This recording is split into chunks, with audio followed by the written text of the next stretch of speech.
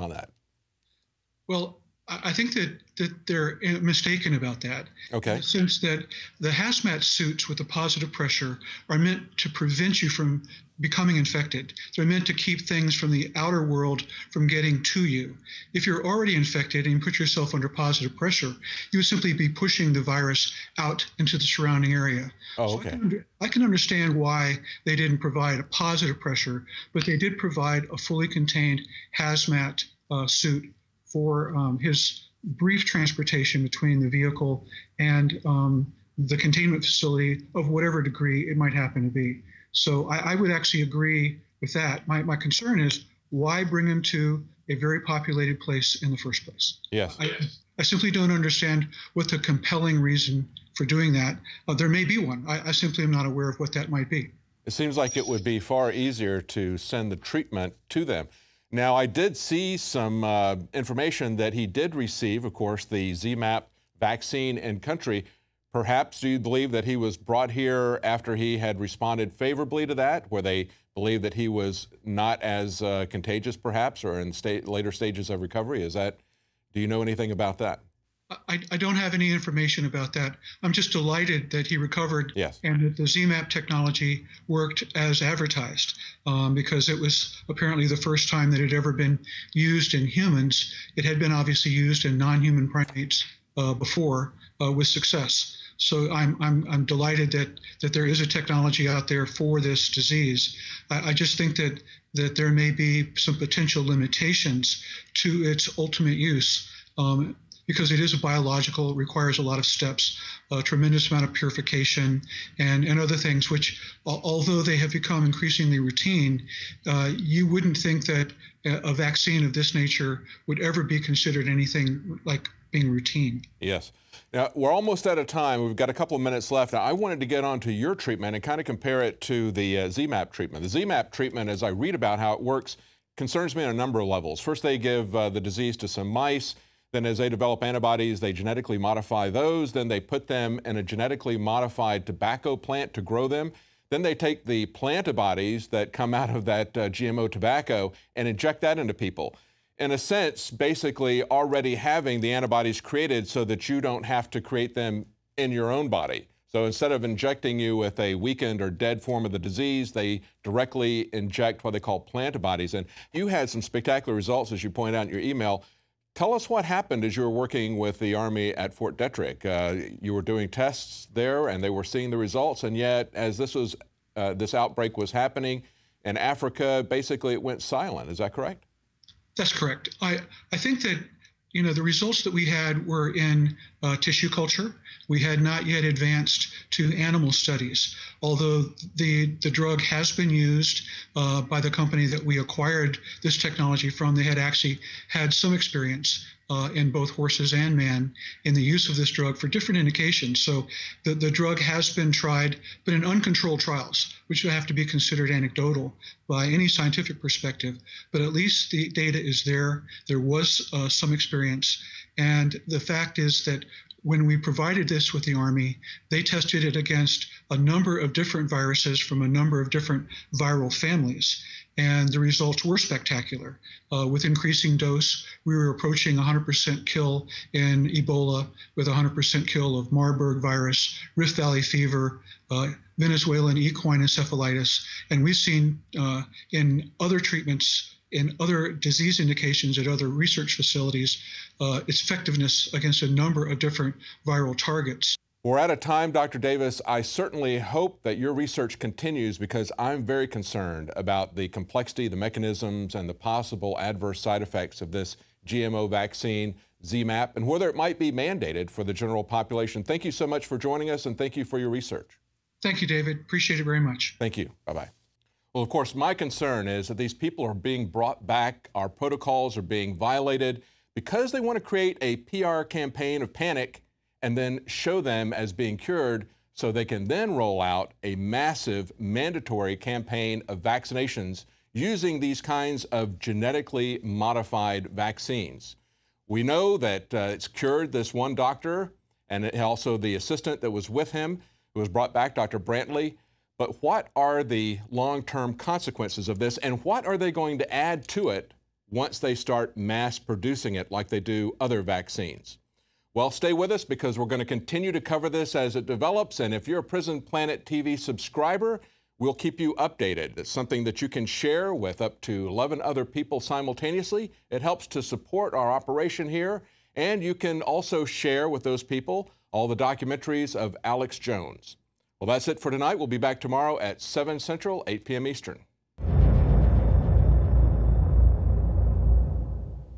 I began to get into iodine a few years ago because it was helping me and my family so much get healthy and detoxify. I believe our research is conclusive. This is the best iodine out there. And I know this for a fact. Nobody else has got iodine based on these pure crystals, ladies and gentlemen. For a limited time, experience the ancient power of Survival Shield X2. Take advantage of this unprecedented 30% off Super Detox Special at InfoWarsLife.com.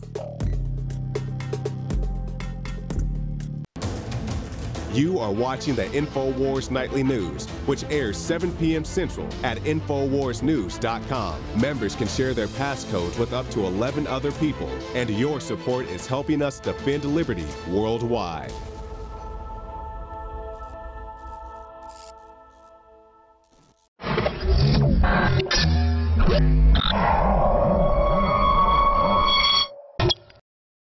It was about 6.5 years ago, Obama was president-elect, and I sat in here in this very green room at Cap City Comedy Club, Joe. That video's been seen about 40 million times now. That's ridiculous. Literally. Like 14 million on just one spot on YouTube. That's ridiculous. You, early on, when everybody else was saying Obama was the savior, you were saying, why does anybody expect him to be any different? Yeah. And it was like right when he was president-elect or right when he got out of office. It's pretty obvious that there's some gigantic financial institutions that have been pulling the strings of politicians in this country for a long time. And just the fact that we have it set up where they can donate millions of dollars to these guys' funds, these guys' campaigns. I mean, how do we not expect it all to go bad? They put so much into him, built him up as this big brand name. What's your take on? Well, you know what, man? I don't even think Obama is to blame. I really don't. I don't think there's an individual that's to blame. I think that what we're looking at, and I'm obviously no political expert by any means, but as a person who's observing a system, a person who's observing this strange society that we live in and how it's influenced by money and corporations and how politicians are beholden to so many different groups before they get into any positions of power, it's incredibly difficult to change anything. And it's not like this statement about Obama as a president or Obama as a person. It's more that the system is so intertangled, it's so intertwined with political interest groups and with lobbyists and with corporations having mad control over the political system, over who gets represented, which party, you know, who represents which party. The people that have the most money historically have done the best. I mean, it's like a big, crazy money grab. And then these people get into these positions of power, and I don't think they have nearly as much control as we like to think they do. And I think he gets into this position of power, and I think it's probably just a melee in there. A melee of money and lobbyists and fucking the military-industrial complex and influence of foreign leaders and chaos and threats of terrorism. Jesus Christ. I mean, could you imagine that guy's job? It's an impossible job. It's an impossible job for any person, for any one person to try to turn this crazy ship around. So I didn't have any faith in his ability to do it, but I bet nobody can do that job. I think that job is almost impossible. It's almost impossible to be some person who's going to make everybody happy and who's also going to make all the people that got you into power happy, and then make the culture happy. Well, that's a true story. What's in the movie Nixon with Oliver Stone that he produced, where Nixon goes out to the memorial at night, and then all the anti-war folks come up to him and all the anti-Nixon people. He goes, "Look, it's a big beast, a big machine. I can't stop it." Yeah. I think that's I mean, I think the beast that Nixon faced was probably still way too big for anybody to handle. But I think that the beast Obama faces is far bigger. It's far crazier. It's the whole thing. It's just, and the stakes are higher because the wars we're in are so preposterous after Vietnam. There's this sort of despair that happens when people realize, like, we didn't learn anything. Like, we didn't learn anything. We're still involved in quagmires in other countries that cost massive, massive amounts of lives. Both Americans and other people, we get caught in these things, and they're incredibly disappointing for people. When we look at our culture, I think America likes to be a proud country. We like to look at ourselves as really like a special type of people. We're the children of immigrants. The crazy people that came here when everybody else was banking on Europe. We were like, let's get on a boat. And hundreds of years ago, those were our ancestors, and this is where we are today.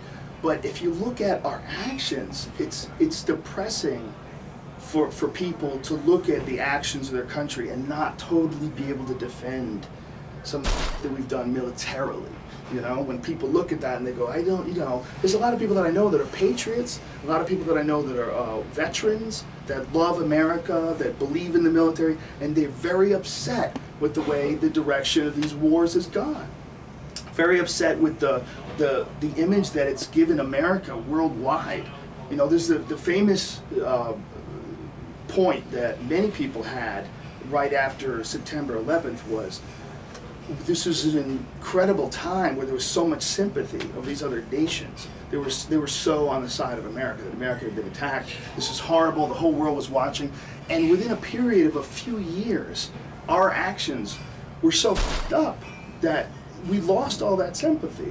There was this moment where America had this position of love, you know, where the whole world was like, hey, we're sorry that happened to you. And by the actions, the mistakes, the push, the pull, whatever it was that led us from September 11, 2001 to where we are in 2014, whatever it is that led us to that, it bums a lot of people out, you know? Where does your gut tell you the country's going? Because so many people, the metrics show towards some type of collapse, not just here, but worldwide. I know you personally have been moving towards getting off the grid some. Well, I think getting off the grid's a good idea just because the grid is goofy. You know, if you could figure out a way to make your own electricity and get your own water out of the ground, like why would you not do that? As long as you're testing your water and you know that your water is good, it just seems awesome. It just seems like a cool thing to be able to get your electricity from the sun. But I don't think necessarily civilization's going to collapse. I think people far smarter than me have engineered this thing. I just think that we're just in a weird period of life. But we're also in a weird period of information. It's a weird period of like the news, you know, like this Edward Snowden stuff, Glenn Greenwald, and the ability to distribute a big crazy story like that. It's completely shifted. It's not only like the New York Times, it's not only like a corporation, it's small individuals have this weird ability to do stuff like that now, like world-changing stuff. And it's almost like a pre-singularities, like smaller waves building up to bigger waves. Yeah. I mean, that's how I knew about the NSA and the hubs and the major buildings. And remember, like in 1999, I'd be telling you about that stuff and how they were listening to everything. Dude, you thought they were spying on everything way before anybody did. But I'm not tooting my horn. I wasn't psychic. Yeah, but it's not just that. It was in the documents. There's also... Who had the documents? You have the documents. One thing that I always tell everybody, like, the first video that I ever saw that made me go, what? They do that? That's real? Was your 911 Road to Tyranny documentary where you detailed what happened in the World Trade Organization. Oh, yeah. The WTO protests, we detailed how they used these guys to come in, these agent provocateurs. It was a peaceful protest. In order to make it non-peaceful, they have these guys come in with government-issue boots, ski masks, everything up, smash things, and then they turn it into like a war zone. So then the cops get to move in and arrest everybody. They made the whole thing a no protest zone. These guys, they'll get holed up in some house somewhere, right? And then the government paid for their house. And then they negotiated them free. They got free. So these guys, they like smashed all these windows. And they had the Delta Force running it. That even came out, I mean, people in Seattle knew about that. I was being called a conspiracy theorist just because I had the local newspapers from there. It sounds so crazy. If someone tells you that, you go, that's crazy. But then you find out that is actually a tactic that gets used